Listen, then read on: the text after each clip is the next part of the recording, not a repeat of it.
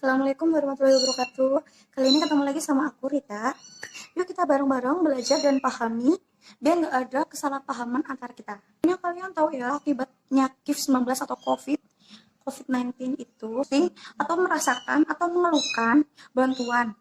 Ternyata bantuan COVID-19 itu ada banyak banget. Terus sebelumnya kalian udah pernah tahu belum bantuannya itu apa aja, terus untuk siapa, dan tahap pemberiannya gimana? Ya langsung aja ya, kita simak dan belajar bareng-bareng pokoknya. Nanti kalau ada yang belum paham bisa tanyakan ke kolom komentar ya. Oke.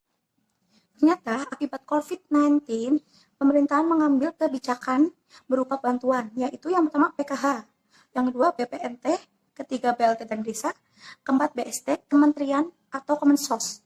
Terus yang kelima BLT APBD, yang keenam sembako APBN, dan ketujuh sembako APBD. Wah banyak banget ya. Kalian pasti punya saran kan apa aja? Oke, kita langsung aja ya. Yang pertama adalah PKH. PKH adalah program keluarga impian, yang bantuannya berupa uang tunai bersyarat. Keluarga miskin yang punya ibu hamil ataupun anaknya yang bersekolah di SD, SMP, dan SMA, maupun lansia yang berumur lebih dari 70 tahun, bantuan tersebut langsung masuk ke rekening masing-masing penerima PKH. Jadi kalau orang miskin yang nggak punya kategori yang tadi yang nggak aku sebutin, ibu hamil ataupun punya anak ataupun punya orang tua yang udah lansia, itu kalau sama-sama nggak punya itu tidak masuk ke kategori atau penerima PKH. Dan data untuk penerima PKH itu diperoleh dari Kementerian Sosial Pusat. Jadi bukan pendamping PKH ya. Yang kedua adalah BPNT, yang dulu dikenal sebagai Raskin. Kalian pasti pernah dengar ya, Raskin. Terus itu bantuannya berupa non-tunai alias bahan pangan, yang disalurkan ke kios desa yang ditentukan oleh Bank BRI bekerjasama dengan TSSK kecamatan. Yang ketiga ada BLT dana desa. Adalah bantuan tunai dari desa masing-masing. Ingat ya, itu bantuan untuk desa, bukan untuk kelurahan. Dan besarnya adalah 600.000, direncanakan selama 3 bulan. Dana desa perilakunya dibagi menjadi 3. Yang pertama, bagi desa yang belum cair dana desanya, tahap 1, maka untuk diprioritaskan menjadi BLT COVID-19. Yang kedua, bagi dana desa tahap 1 yang sudah cair, belum habis dibelanjakan, maka diprioritaskan menjadi BLT COVID-19. Yang ketiga, bagi desa yang sudah cair di tahap pertama dan sudah habis dibelanjakan, maka harus segera memohon tahap 2 diprioritaskan untuk bantuan COVID-19. Kemudian pertanyaannya, siapakah yang harus dibantu? Jawabannya adalah warga yang penghasilannya terdampak karena adanya COVID-19 ini. Kemudian yang rentan akan sakit. Dengan demikian, ada desa yang cepat untuk memberi bantuan dan ada juga yang lambat akan memberi bantuan.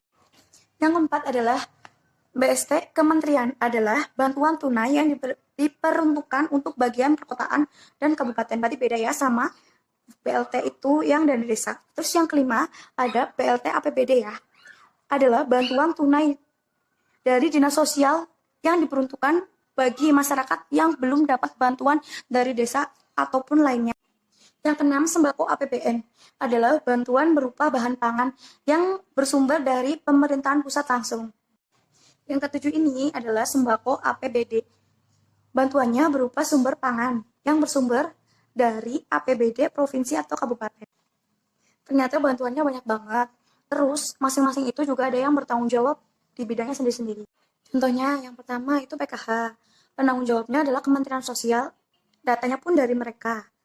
Dan ada pendamping PKH-nya juga loh. Dan di PKH ini, data desa itu tidak dilibatkan ya. BPNT itu penanggung jawabnya dinas sosial dan dibagikan langsung oleh dinas sosial tersebut. Yang tiga, BLT dari dana desa. Ini baru jadi dan penanggung jawabnya adalah pemerintahan desa tersebut. Yang ketiga, BST pusat, ini yang bertanggung jawabnya juga Kementerian Sosial Pusat tersebut.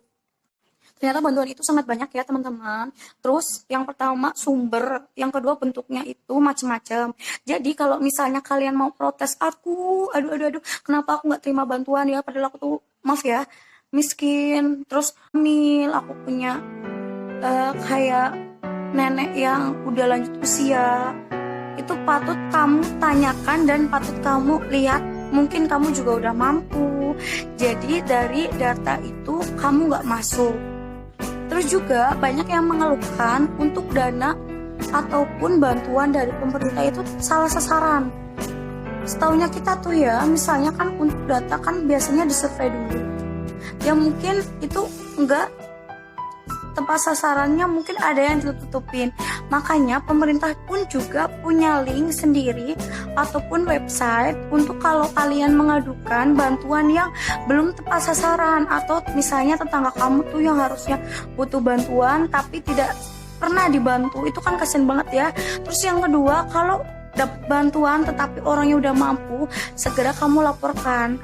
Ini identitas kalian juga nggak bakal disebarluaskan, karena dari Kementerian Sosial akan mengarahkan untuk petugasnya untuk survei ulang, update ulang gitu. Karena pun pemerintahan udah sering banget update lewat survei-survei. Tapi kenapa ya? Gimana caranya itu biar tepat sasaran? Ya namanya orang banyak, masyarakat banyak, kadang udah survei semua, cuma paling ada imbuhan-imbuhan yang perlu diupdate kayak gitu. Makanya pemerintahan pun juga butuh suara dari masyarakat yang di sekitar kayak gitu, supaya bisa meminimalisir dan membantu prasejahtera menjadi sejahtera di Indonesia ini tersebut. Tapi semuanya lagi merasakan kesulitan ya, apalagi saat wabah seperti ini COVID-19, dan kita berharap banget wabah ini tuh nggak lama-lama, karena yang namanya usaha kasihan banget ya, pengusaha untuk distribusinya susah, untuk interaksi sosialnya juga susah, untuk ruang geraknya juga dia susah kayak gitu. Makanya semoga kita juga nggak pergi-pergi ke luar ya, stay di rumah aja supaya nggak semakin banyak penyebaran virusnya kayak gitu, supaya biar cepat selesai dan nggak ada rakyat yang menderita ataupun kekurangan. Kita sama-sama berdoa dan membatasi diri dulu ya untuk pergi-pergi keluar ataupun untuk berinteraksi ke luar rumah. Ya seenggaknya kalau kita keluar itu bener-bener yang penting, dan jangan lupa untuk pakai masker, kita pakai hand sanitizer, terus untuk selalu mencuci tangan. Kemudian untuk kalau misalnya habis pergi-pergi itu kita harus segera untuk mencuci pakaian kita yang kenakan kayak gitu. Jangan lupa untuk semangat, ceria, karena ceria dan semangat kita adalah kekebalan imun kita, supaya kita terhindar dari pandemi COVID-19 ini. Kita semangat, senyum.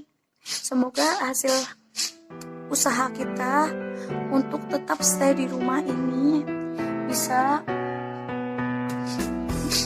mempersingkat wabah ini. Amin amin ya rabbal alamin. Ya, terima kasih untuk mampir ke channel aku, dan terima kasih untuk udah mendengar belajar bareng sama aku tentang macam-macam bantuan dan sumbernya. Kalau banyak salahnya aku mohon maaf ya. Terima kasih. Wassalamualaikum warahmatullahi wabarakatuh.